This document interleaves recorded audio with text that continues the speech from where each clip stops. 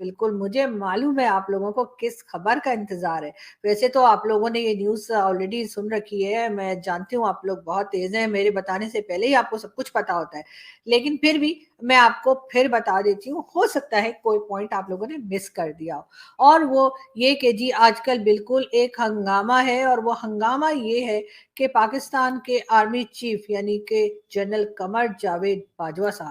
बाजवा साहब की जी जो एसेट्स हैं यानी जो उनकी खानदान के एसेट्स हैं और जो उनके अपने हैं, वो एक वेबसाइट है जिसका नाम है फैक्ट्स फोकस। उन्होंने इस पे रिलीज़ कर दिया है और इसमें एफपीआर में जो जमा कराया जाता है यानी टैक्स रिटर्न्स वगैरह के लिए वहाँ से उन्होंने डिटेल्स लेके बताई हैं और उनका कहना है कि जी बहुत 6 साल में जो है वो इतना नोट छापा है बाजवा साहब ने, इतना नोट छापा है बाजवा साहब ने। ये मैं नहीं कहती, ये मैं हरगिज़ नहीं कह रही, इसलिए कोई भी जो है ना मेरी तरफ नाराज़गी से ना देखे। ये बता रहे हैं जी हमारे जर्नलिस्ट अहमद नूरानी साहब। और ये अहमद नूरानी साहब वही हैं जिन्होंने कमर जावेद बाजवा से पहले जो है एक और बाजवा जो थे यानी कि आसिम सलीम बाजवा वही पिज़्ज़ा वाले, उनकी भी उन्होंने स्टोरी ब्रेक की थी और बताया था कि जी किस तरह से पिज़्ज़ा फ्रेंचाइज़ जो है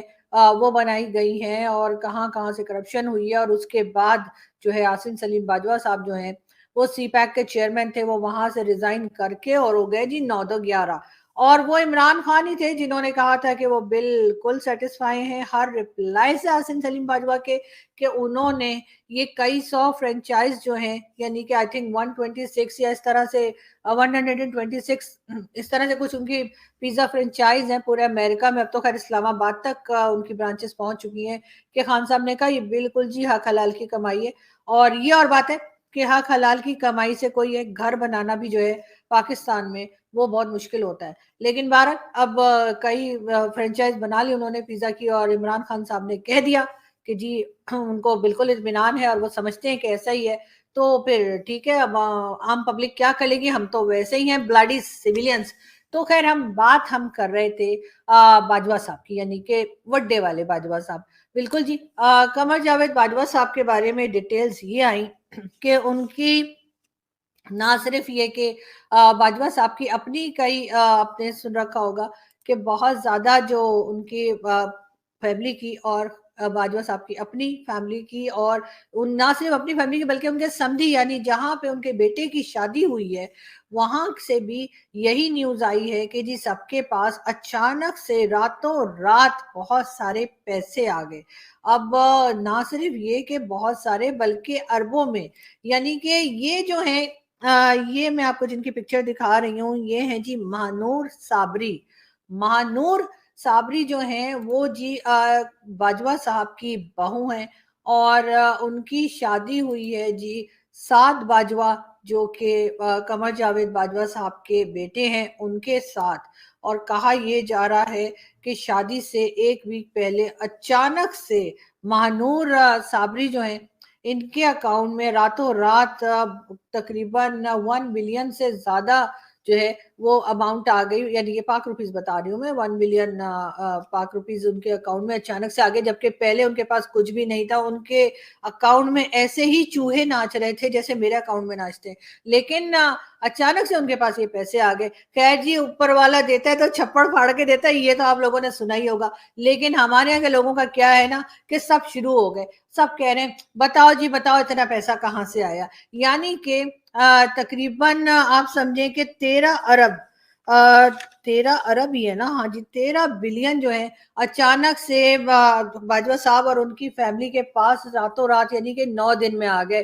अब 9 दिन में कम से कम 9 दिन में तो नहीं, मेरे ख्याल है 13 दिन तो लगाने चाहिए थे, लेकिन बहरहाल 9 दिन में कह रहे हैं कि 9 दिन के अंदर-अंदर ये 13 बिलियन जो है वो अचानक से बाजवा साहब के अकाउंट में आ गए, उनकी मिसेज़ के अकाउंट में आ गए और मैं उनकी मिसेज़ की भी आपको पिक्चर दिखा देती हूँ जी, ये है उनकी बाजवा साहब की मिसेज़ आयशा अमजद इनका नाम है और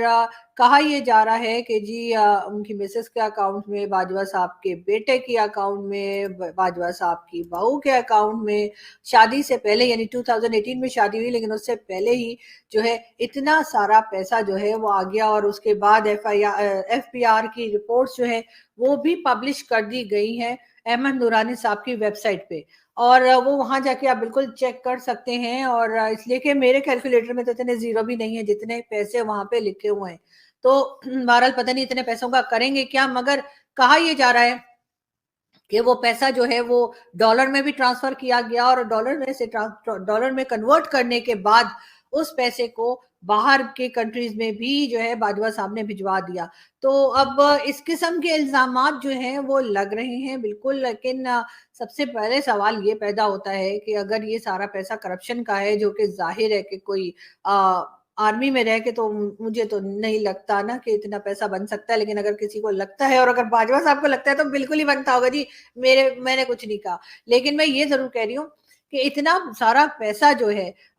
वो अगर बनाया है और उसके बाद एफपीआर में उसको डिक्लेयर भी करवा दिया है। यानी एफपीआर में देने का मतलब ये है कि आप बता रहे हैं कि हाँ, हमारे पास ये पैसा है और उसका ये भी मतलब हो सकता है कि आप ब्लैक मनी को व्हाइट कर रहे हो और इसलिए हो सकता है एफबीआर में जो है बता दिया गया हो। लेकिन बात सारी ये है कि अभी तक किसी ने इस बात से इनकार नहीं किया है। कोई ये नहीं कह रहा कि नहीं जी ऐसा तो कुछ भी नहीं है, हमारे हाथ तो एकदम साफ है और हमने तो ऐसा कुछ किया ही नहीं है। मगर साथ-साथ इसाक डार साहब जो कि फाइनेंस मिनिस्टर हैं आजकल पाकिस्तान के और वैसे ये नवाज शरीफ साहब के समधी भी हैं। जैसे कि बाजवा साहब के समधी जो है उनका नाम कोई मिट्ठू बताया जा रहा है। तो बिल्कुल जी इसी तरीके से जो इसाक डार साहब हैं ये नवाज शरीफ साहब के समधी हैं। और इनका कहना है कि जी हमने एक टीम बना दी है जो ये इन्वेस्टिगेट करेगी कि एफबीआर के पास से बाजवा साहब और उनकी फैमिली के एसेट्स की ये डिटेल्स लीक कैसे हुई। इसका मतलब तो साफ ये बनता है कि ये इस बात से इनकार नहीं कर रहे कि ये एसेट्स नहीं है बाजवा साहब के पास, यानी कि बाजवा साहब का इतना पैसा है। उफ, मैंने तो मतलब सोचा जरूर था, पता मुझे था कि मतलब हमारे आर्मी के लोग जो है ना, मतलब आपको पता है कि वो मतलब हाथ वाथ साफ करते रहते हैं, मतलब माल वाल ठीक ठाक होता है, लेकिन इतना ये मुझे नहीं पता था। लेकिन ये ज़रूर है कि मुझे बादशाह साहब से ज़रूर पूछना है कि इतना पैसा बनता कैसे? थोड़ा-सा ताकि मैं भी बनाने की कोशिश करूँ। लेकिन ये ज़रूर है कि अभी तक ना तो बाजवा साहब की तरफ से कोई स्टेटमेंट आया है इसके खिलाफ कि नहीं जी हमने तो ऐसा कुछ नहीं किया, ना ही किसी और तरफ से आया, बल्कि उल्टा पीएमएलएन के जो फाइनेंस मिनिस्टर है इसहाक डार साहब वो ये कह रहे हैं कि जी हम इस पे इन्वेस्टिगेट करेंगे कि आखिर ये डिटेल्स बाहर आई कैसे, इसलिए कि ये डिटेल्स जो होती हैं वो बड़ी खुफिया रखी जाती हैं, किसी को बताया नहीं जाता और ये जिसकी भी हो, चाहे वो आम पब्लिक हो, आर्मी ऑफिसर हो, गवर्नमेंट के हो, कोई भी हो, ये कॉन्फिडेंशियल होती है और ये पब्लिक नहीं की जाती। लेकिन अगर ये लीक हुई हैं तो आखिर इसकी वजह क्या है? लेकिन साथ-साथ ये बात भी उनकी इस बात से कन्फर्म हो जाती है